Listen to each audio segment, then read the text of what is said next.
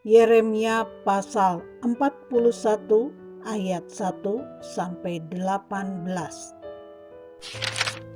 Dalam bulan yang ketujuh, datanglah Ismail bin Netanya bin Elisama. Ia keturunan raja dan perwira tinggi raja, beserta 10 orang kepada Gedalia bin Ahikam di Mispa.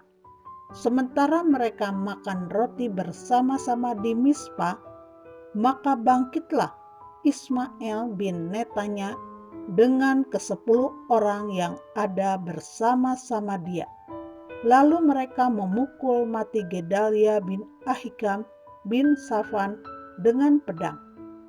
Demikianlah Ismail membunuh dia yang telah diangkat Raja Babel atas negeri itu. Juga semua orang Yehuda yang ada bersama-sama dengan Gedalia di Mispa dan orang-orang Kasdim, yakni prajurit yang terdapat di sana, dipukul mati oleh Ismail. Esok harinya, sesudah ia membunuh Gedalia, ketika itu belum ada yang tahu, datanglah orang-orang dari Sikem, dari Silo dan dari Samaria, 80 orang jumlahnya, yang janggutnya bercukur, pakaiannya koyak-koyak, dan badannya bertoreh-toreh. Mereka membawa korban sajian dan kemenyan untuk dipersembahkan di rumah Tuhan. Lalu keluarlah Ismail bin Netanya dari Mispa untuk mendapatkan mereka sambil menangis. Ketika ia bertemu dengan mereka, berkatalah ia kepada mereka, "Pergilah kepada Gedalia bin Ahikam." Tetapi ketika mereka sampai ke tengah-tengah kota itu, maka mereka disembelih oleh Ismail bin Netanya dengan dibantu oleh orang-orang yang bersama-sama dengan dia. Mayat-mayat mereka dicampakkan ke dalam perigi. Tetapi di antara mereka terdapat 10 orang yang berkata kepada Ismail, "Janganlah bunuh kami, sebab kami masih mempunyai perbekalan tersembunyi di luar kota, yakni gandum, jelai, minyak, dan madu." Maka ia pun membiarkan mereka, tidak membunuhnya bersama-sama dengan rekan-rekan mereka. Adapun perigi kemana Ismail melemparkan segala mayat orang-orang yang dipukulnya mati itu adalah perigi besar yang telah dibuat oleh Raja Asa untuk menghadapi Baesa Raja Israel. Itulah yang diisi Ismail bin Netanya dengan mayat orang-orang yang mati terbunuh itu.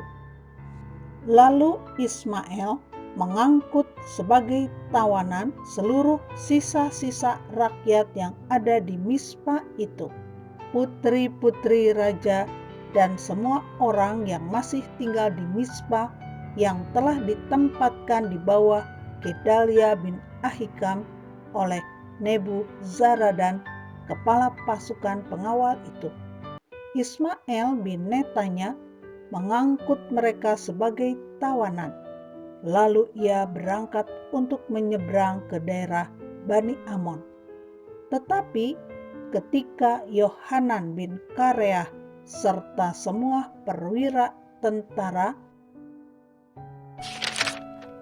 yang bersama-sama dengan dia mendengar tentang segala kejahatan yang telah dilakukan Ismail bin Netanya, maka mereka pun mengumpulkan semua anak buah mereka.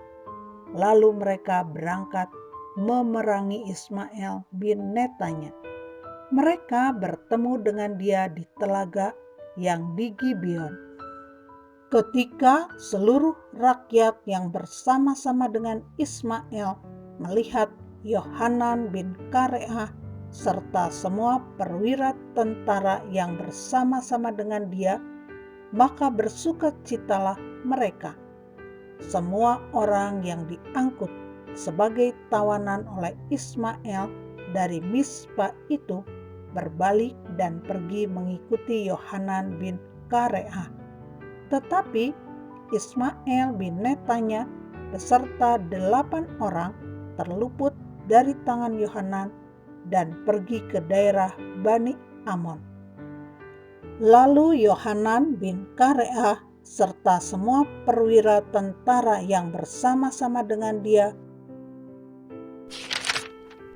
mengumpulkan seluruh sisa-sisa rakyat yang diangkut sebagai tawanan oleh Ismael bin Netanya dari Mispa setelah ia memukul mati Gedalia bin Ahikam, yaitu laki-laki, prajurit-prajurit, perempuan, anak-anak, dan pegawai-pegawai istana yang dibawa kembali dari Gibeon.